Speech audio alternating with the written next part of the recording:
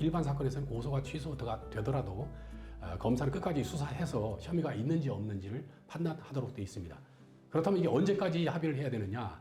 이거는 이제 사실심 그 판결 선고까지, 다시 말해 사실심이라고 하는 건 1심, 그 다음에 거기에 대한 불복해서 올라가는 항소심, 2심까지를 이제 사실심이라고 하는데, 사실심 판결이 선고되기 전까지는 가능합니다. 왜냐하면은 대법원은 3심이죠. 대법원은 법률심입니다. 이게 법률 위반이 된 판결이 뭐 그런 거를 따지는 거지, 형이 뭐 많이 적은 게 이렇게 양형 부당에 대해서는 상고 이유가 되지 않거든요.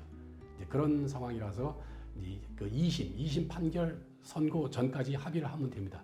다만 사형이나 무기징역, 그 다음에 10년 이상 징역이나 금고에 해당하는 죄에 있어서는 여기 보면은 형사소송법 383조의 상고 이후에 그 4호에 보면은 그 형의 양정이라고 하는 거는 이제 판결 선고된 형이 너무 지은 그 죄보다는 너무 형이 높다든지 어떤 너무 낮다든지 어떤 그 형의 양정이 너무 심하게 부당하다든가 또 그렇다고 볼 만한 그 현저한 사유가 있을 때, 제가 이걸 출력해서 가져왔는데요. 383조에 보면 이제 그렇게 돼 있거든요. 그러니까는 사실관계, 그러니까 형이 부당하다고 하는 경우에 있어서는 10년 이상 그 징역형이나 금고형이 선고됐을 때 예외적으로 그 형의 부당을 이유로 상고를 할 수 있습니다. 그러나 일반적인 그런 경우에 있어서 그보다 이제 10년 그 미만으로 선고되는 그런 경우에 있어서는 형이 그 선고는 그 사실심 판사의 전권사항이거든요. 그러니까 결국은 그 항소심이 선고되기 전까지는 그 합의를 하면 됩니다. 그리고 이제 또 다른 게 이제 그 다음에 친고죄인 경우 있죠. 친고죄라고 하는 거는 고소가 있어야 이제 공소를 제기할 수 있는 범죄거든요. 친고죄에 있어서는 좀 다릅니다. 왜냐하면은 친고죄라고 하는 거는 피해자의 의사를 존중해서 그 국가 형벌권 발동을 갖다가 그 피해자 의사에 좀 의존하는 그런 게 있었는데, 이걸 만약에 무한정 또 이렇게 그 의사를 기대게 된다면 국가 형벌권이 또 왔다 갔다 하잖아요. 그래서 법에는 여기 보면 형사소송법 232조의 고소 취소에 관한 규정이 있습니다. 신고죄나 반의사 불벌죄는 피해자가 처벌을 원하지 않는 경우는 처벌할 수가 없도록 그렇게 해놓은 거거든요. 친고죄는 고소가 있어야 되는 거고, 그걸 이제 같이 이렇게 규정을 해놨는데, 제1심 판결 선고 전까지 고소를 취소할 수 있도록 되어 있습니다. 그러니까 합의를 이제 그때까지 할 수 있는 거죠. 친고죄인 경우. 예컨대 뭐 내 동생이 동생이 형의 돈을 뭐 보관한다 그러면서 뭐 한 몇 억 정도 가지고 있다 썼다, 이런 경우는 형제간에는 이제 친고죄거든요. 이런 경우는 횡령 사실을 안 때로부터 6개월 안에 해야 돼요. 이제 그걸 이제 그 소송 조건에 관한 문제고, 어쨌든 고소 취소, 그리고 형제간에 그 이후에 합의가 됐다 이러려면 언제까지 해야 되냐면은 1심 판결 선고 전까지 해야 되고, 그 다음에 한번 고소를 취소하면, 친고죄인 경우는 고소를 한번 취소하면은 재고소가 불가능합니다.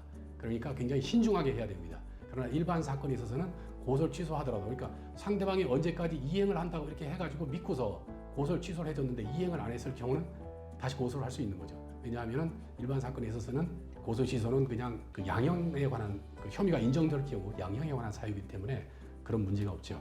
그래서 그렇게 큰 차이가 있고, 그 다음에 또 내가 항상 하는 얘기지만은 그 예방 그 5가지 사후 대책 3가지 안에 마지막에 하는 얘기가 항상 그 외상 합의는 하지 말라 그러잖아요. 항상 합의할 때는 뭐라도 이게 바꾸서 해야지, 한 푼도 안 받고 이렇게 합의를 하면은 2번 사기를 당하는 거거든요. 결국은 자기 목적이 달성되면, 그러니까 일단은 고소가 취소되면은 뭐 수사하는 검사나 판결하는 판사는 일단 그걸 굉장히 중요하게 보니까, 양형을 정하는 데 있어서 중요하게 보니까, 일단은 구속된 사람이 그걸 합의되어서 고소 취소가 되었기 때문에 뭐 석방이 된다든지 뭐 이렇게 돼버리면은 자기가 약속했던 그거를 이행하려고 할 생각은 안 합니다. 그래서 그걸 잘 고려하고서 일단 한 푼도 안 받고 고소 취소하는 거는 굉장히 그 상대방한테 모든 칼자루를 넘겨주는 거기 때문에 주의해야 될 것입니다.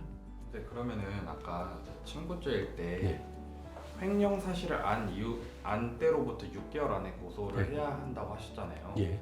그럼 그 횡령 사실을 안 때가 만약에 막 10년이든 20년이든 뒤늦게라도 알았으면은 6개월 안에 고소를 해도 가능한 건가요? 그거는 이제 공소시효라는 문제가 있습니다. 공소시효. 일반 횡령죄는 공소시효가 7년이거든요. 그러니까 공소시효는 범죄 행위가 끝난 종료한 때로부터 진행되기 때문에 친고죄에 있어서 6개월하고는 관계없이 횡령 행위를 있은 때로부터 7년이 지나면 무조건 끝나버리는 상황이죠. 그러면 7년 안에 횡령 사실을 알아야 되고, 그렇죠. 그러고 나서 네. 6개월 안에. 그럼 만약에 7년, 그러니까 공소시효가 끝나기 바로 직전에 알았다 치면은 그러고 6개월이 지나면은 안 되는 거겠죠? 그렇죠. 네, 그리고 공소시효 임박해서 고소를 하면 수사기관이 충분히 수사를 못하게 됩니다. 그러니까는 피해자가 굉장히 불이익하죠. 잘 설명해 주셔도 제가 모르는 것들이 좀 많아서 오늘도 또 알아갑니다. 네, 감사합니다. 예, 감사합니다.